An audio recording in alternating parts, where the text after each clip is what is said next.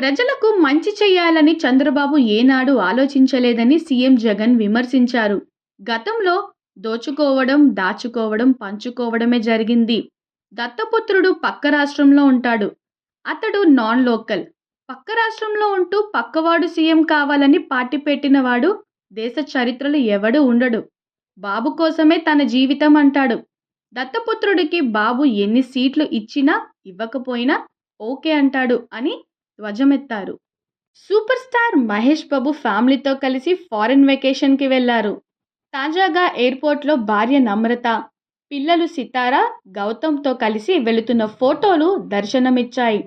దుబాయ్లో యాడ్ షూట్తో పాటు new year celebrations కూడా జరుపుకోనున్నట్లు సమాచారం. కాగా వచ్చే నెల 5న హైదరాబాద్లో రానున్న ఆయన 6న జరిగే గుంటూరు కారం ప్రీ రిలీజ్ ఈవెంట్కు హాజరవుతారని టాక్. పవన్ ఏ భార్యతోనూ ముచ్చటగా 3-4 ఏళ్లు కూడా కాపురం చేసి ఉండడని సీఎం జగన్ విమర్శించారు. ఈ మ్యారేజ్ స్టార్ ఆడవాళ్లను కేవలం ఆట వస్తువుల్లాగా చూస్తూ పెళ్లి అనే పవిత్ర వ్యవస్థను మంటగలుపుతున్నాడు. 4 ఏళ్లకోసారి పెళ్లి చేసుకోవడం, విడాకులిచ్చేయడం, కార్లను మార్చినట్లు భార్యలను మారుస్తాడు. ఇలాంటి వాళ్ళు నాయకులైతే మిగతా వాళ్ళు కూడా ఈయనలాగే 3-4 పెళ్లిళ్ళు చేసుకుంటే మన ఆడబిడ్డల పరిస్థితి ఏంటి అని ప్రశ్నించారు. సూపర్ స్టార్ మహేష్ బాబు హీరోగా తెరకెక్కుతున్న గుంటూరు కారం నుంచి ఫ్యాన్స్ను ఉర్రూతలూగించే అప్డేట్ వచ్చింది. కుర్చీ మడత పెట్టి అనే పాట ప్రోమోను చిత్ర బృందం విడుదల చేసింది. ఈ సాంగ్లో మహేష్ బాబు, శ్రీలీల ఊర మాస్ స్టెప్పులతో అద్దరగొట్టారు. తమన్ బ్యాక్గ్రౌండ్ మ్యూజిక్ కూడా ఓ రేంజ్లో ఉన్న ఈ ఫుల్ సాంగ్ రేపు విడుదల కానుంది. ఈ సినిమా జనవరి 12న రిలీజ్ కానుంది. డీఎండీకే అధినేత, నటుడు కెప్టెన్ విజయకాంత్ మృతిపై నటుడు రజనీకాంత్ స్పందించారు.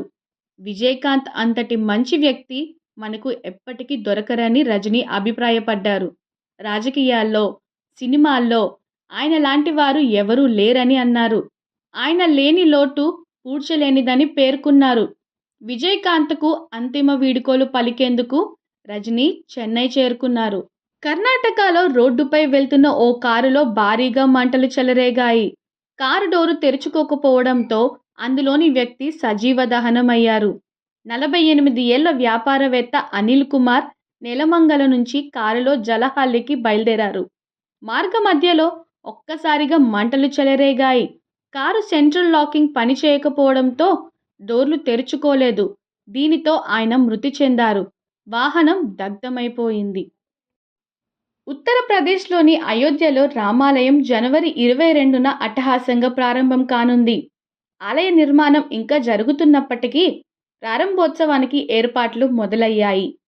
కేంద్రం ప్రతిష్టాత్మకంగా చేపట్టిన ఈ అయోధ్య రామ మందిరాన్ని 70 ఎకరాల్లో నిర్మిస్తోంది. ప్రధాని మోదీ చేతుల మీదుగా జరిగే ప్రారంభోత్సవానికి దేశ విదేశాల నుంచి ప్రముఖులు రానున్నారు. దేశంలో కరోనా కేసులు పెరుగుతున్నాయి. గత 24 గంటల్లో 798 పాజిటివ్ కేసులు నమోదైనట్లు కేంద్ర ఆరోగ్య శాఖ వెల్లడించింది. 5 మరణాలు కేరళ 2, మహారాష్ట్ర, పుదుచ్చేరి, తమిళనాడులో ఒక్కొక్కరు సంభవించాయని తెలిపింది. ప్రస్తుతం దేశంలో 4091 యాక్టివ్ కేసులు ఉన్నాయి. కాగా ఇప్పటి వరకు దేశంలో 157 కరోనా కొత్త వేరియంట్ JN.1 కేసులు వెలుగు చూశాయి.